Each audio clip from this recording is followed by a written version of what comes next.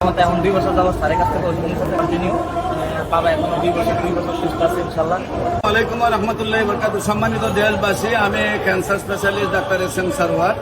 আজকে মানববন্ধনের জন্য এসেছিলাম প্রেস ক্লাবের মধ্যে। আমরা হজকে, উমরা হজ এবং বড় হজের যে বৈষম্য সেটা দূর করার দাবিতে ইতিমধ্যে সাক্ষাৎ হলো আমার বুলার এক ভাইয়ের সাথে।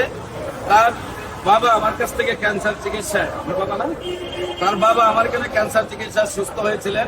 আমরা একটু তার মুখে শুনবো। আপনার নাম? শাহরুল আলম। আপনার পিতার নাম? সালাউদ্দিন আলম। আপনার মায়ের নাম? আপনার গ্রাম? চর শহর গুলা। আচ্ছা, আপনার আব্বার কি হয়েছিল বা কোথায় কোথায় চিকিৎসা করেছিলেন, আপনি কিভাবে সুস্থ হয়েছেন একটু দেশবাসীর উদ্দেশ্যে বলেন। আসসালামু আলাইকুম, আমি শাহরুল আলম, বাংলাদেশ পুলিশে নিয়োজিত আছি।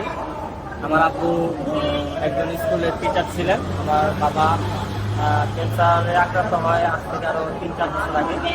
আমরা ঢাকা ক্যান্সার হাসপাতালে, সরকারি ক্যান্সার হাসপাতালে, মুখ্যমন্ত্রী ক্যান্সার হাসপাতালে যাই। সেখানে প্রায় 6 মাস ঘোরার পরে 5 থেকে 6টা কেমো দেওয়া হয় আমার বাবাকে।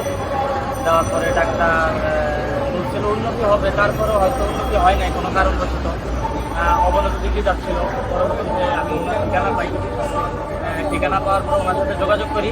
যোগাযোগ করার পরে উনি আমাকে 1 মাসের ওষুধ দেয়। ওনার সাথে আমি যোগাযোগ করার পর উনি খুব ভালোভাবেই রিপোর্টগুলি দেখছিলেন।